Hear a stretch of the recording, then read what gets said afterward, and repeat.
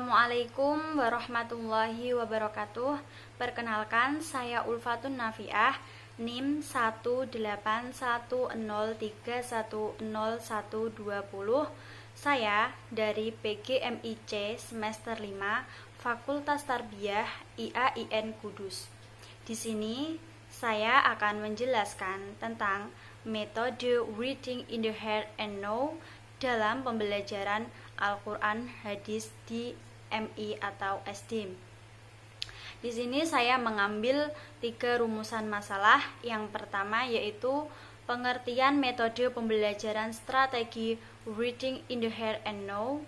Yang kedua, kelebihan dan kelemahan metode Reading in the Heart and Know. Yang ketiga, aplikasi atau langkah-langkah strategi pembelajaran metode Reading in the Heart and Know. Langsung saja ke rumusan masalah yang pertama, yaitu pengertian metode pembelajaran strategi Reading in the Heart and Know. Apa sih metode Reading in the Heart and Know? Ada yang tahu? Ya, metode Reading in the Heart and Know yaitu merupakan sebuah strategi pembelajaran yang dapat membantu siswa atau peserta didik dalam merefleksikan pengalaman-pengalaman yang telah mereka alami secara langsung. Di sini ada menurut Melvin L. Silberman, strategi menulis pengalaman secara langsung atau di sini dan saat ini yang disebut sebagai Reading in the Heart and Know adalah sebuah cara dramatis untuk meningkatkan perenungan secara mandiri dengan meminta siswa untuk menulis laporan tindakan saat ini tentang sebuah pengalaman yang dimiliki di sini dan saat ini.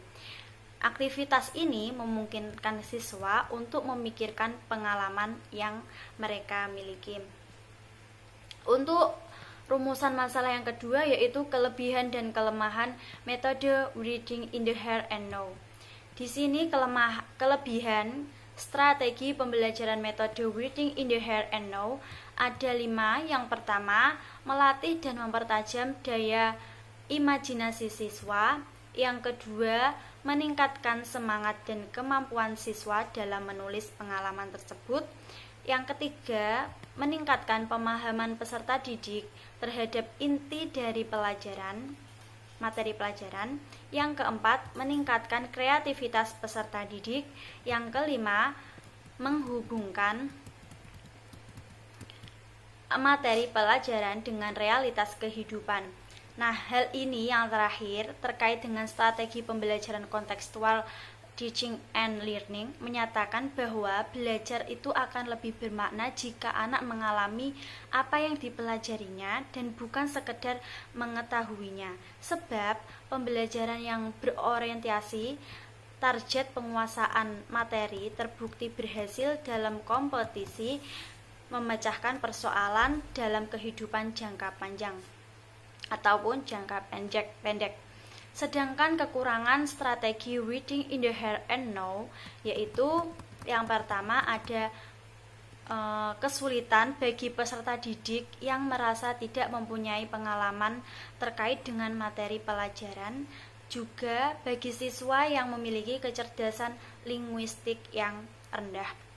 Yang kedua, penggunaan waktu dalam kegiatan pembelajaran kurang efisien atau kurang efektif, sebab terkadang siswa banyak mengulur ataupun menunda-nunda pekerjaannya.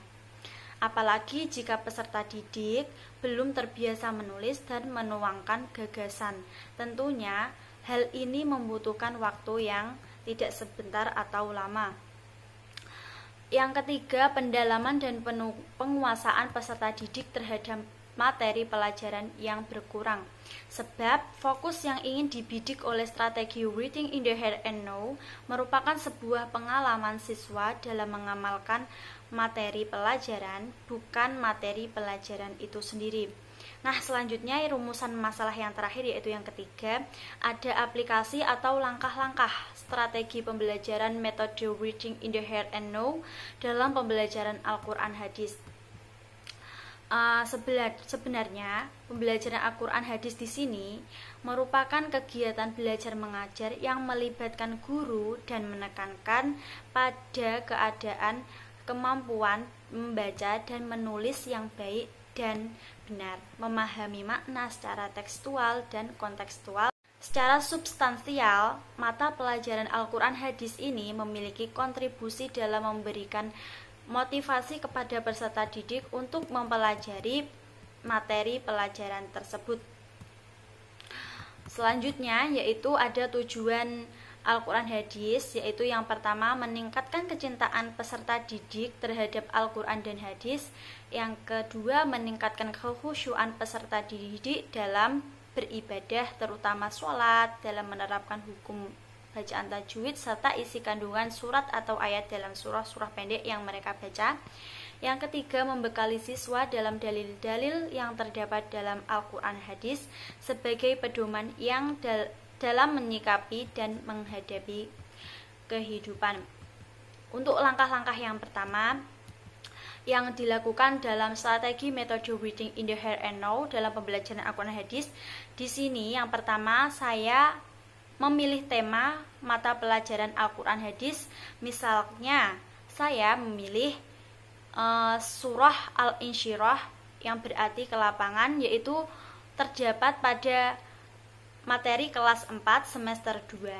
Saya memilih materi tentang surah Al-Insyirah. Yang kedua, kita sebagai seorang guru menjelaskan kepada peserta didik apa itu arti strategi reading in the here and now yang akan dipakai dalam pembelajaran Al-Quran hadis tersebut. Di sini pendidik atau guru memaparkan pentingnya strategi ini dan memberitahu kepada siswa bahwa cara yang berharga untuk merefleksikan pengalaman adalah mengenangnya atau menuliskannya untuk pertama kali di sini dan atau saat ini. Pengaruhnya lebih jelas dan lebih dramatik pada pengalaman yang ditulis di sana dan kemudian. Selanjutnya yaitu saya sebagai seorang guru atau pendidik memberikan pengantar singkat tentang apa sih itu kandungan surah Al-Insyirah yang berbicara tentang kelapangan. Selanjutnya saya meminta peserta didik untuk menulis kembali surah Al-Insyirah seperti ini beserta ayatnya, dan selanjutnya peserta didik saya mintai untuk menulis satu ayat saja tetapi dalam bentuk kaligrafi seperti ini, kaligrafinya ditulis. Selanjutnya yaitu peserta didik juga mendeskripsikan, yaitu menuangkan jenis pengalaman kehidupan sehari-hari yang terkait dengan tema surah Al-Insyirah tersebut yang berarti kelapangan. Nah, itu tadi media dari saya, yaitu berbentuk kaligrafi atau gambar ya. Untuk yang kelima, saya memberi waktu dan kesempatan kepada peserta didik untuk memulai menulis tentang pengalaman tema kelapangan kehidupan sehari-harinya yang telah dipilihnya sesuai ayat tersebut, dan memberikan waktu yang cukup agar mereka dapat bebas menuangkan pengalamannya dalam kehidupan sehari-hari di atas kertas. Setelah selesai, siswa menulis pengalamannya dalam kehidupan sehari-hari. Saya, seorang guru, mengajak mereka untuk membacakan tulisannya secara bergilir. Kemudian selanjutnya yaitu mendiskusikan hasil refleksi mereka dan merekomendasi yang dapat mereka lakukan di masa depan. Terakhir, seorang pendidik atau guru menyimpulkan hasil diskusi dan merumuskan pesan dari inti surah Al-Insyirah yang bertemakan kelapangan Yang terakhir, guru menyimpulkan hasil diskusi dan merumuskan pesan dari inti surah Al-Insyirah yang berbicara tentang tema kelapangan. Sekian, terima kasih. Itu sedikit materi metode reading in the here and now dari saya. Saya mohon maaf apabila ada salah kata atau pengucapan dalam menyampaikan materi. Saya mohon maaf. Wassalamualaikum warahmatullahi wabarakatuh.